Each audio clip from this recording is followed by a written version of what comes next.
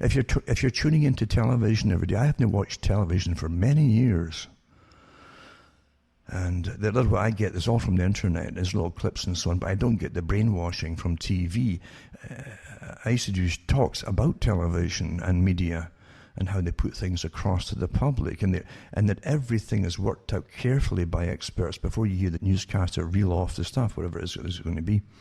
And that's why you get the same, if you just scan through all the channels at news time, you'll get the same headlines given to you and the same opinions, like one-liner opinions in each one. Oh, that's by conspiracy theorists, and they'll all say the things in the exact same way. This is uniformity of media, and that's not free media. That's not true media. That's uniformity. That's really monopoly you're listening to. But experts, again, the experts in psychology and behaviorism work to put out those scripts and so on for the people to read. And it's just like school. School today is a great engineering system for engineering a citizenry. That's what you want. Say, like Fichte didn't want people to be intelligent and philosopher and so on. He believed school was there to dumb you down so you'd be good citizens, do what you're told. That was the idea behind it. And Bertrand Russell agreed with that, and he went further by talking about scientific methods of indoctrination. Today you have toolkits, and the teachers are all trained to use these toolkits in groupthink. So if the children ask questions and they're all sitting in a group, the whole idea is to bring them all to the designed or pre-designed answers that are all going to be given by the teacher. And what do you think, so-and-so? Well, I'm not quite sure about that.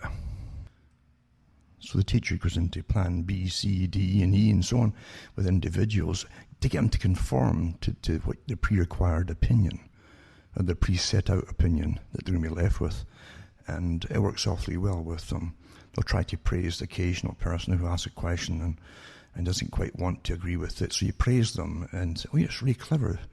And of course it gets to their ego, and they like getting ego patted, and of course they'll say, well, isn't it possible we can just go along with this at the moment, just presume that it's all correct? And they'll say, okay.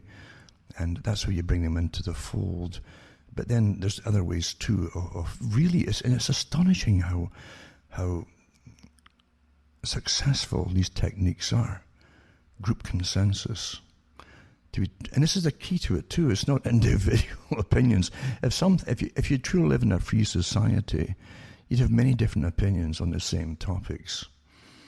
But when you see teachers become hostile, this is awfully important. Teachers become hostile with that cartoon type face that you would see drawn, and the hostile expression to the children. Then they'll never forget that, and they'll feel they've done something terribly wrong, and they feel guilty for having an opinion or a thought of an opinion or inquiry that's politically incorrect.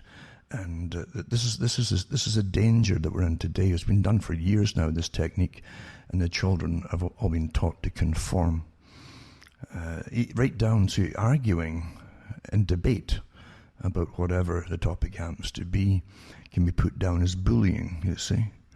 And being forceful and clever about it means you're a bully. And so you might even get put on Ritalin or something like that to dumb you down and shrink your brain.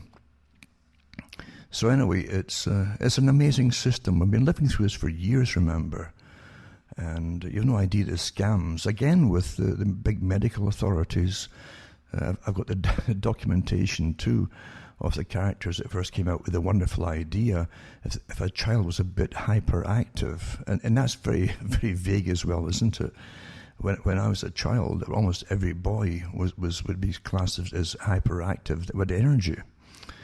And young boys like to run and climb trees and things, and when they go to sleep in the afternoon or night or whenever they get home, they conk right out in the unconsciousness. That's how it used to. That's normal. It's called normal, you see. And that's why they had so many breaks in school, was so they could run around. And they did run around, run all over the place, and climb walls and so on. And then that made them, they gave them the ability to then sit in a classroom for another hour and a half or whatever. That's how it really was. But now, big medication is into the whole education system.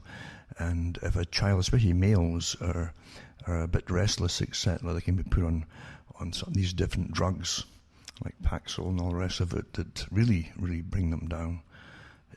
And we've watched this. Do you realise the passivity of the general population? How they've been trained, the parents have been trained and trained and trained through countless articles paid by the big medical industries and drug industries, how wonderful these medications are.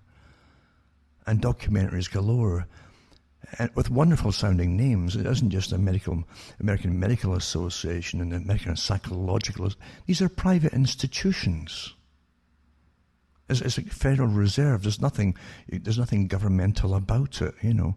These are private institutions.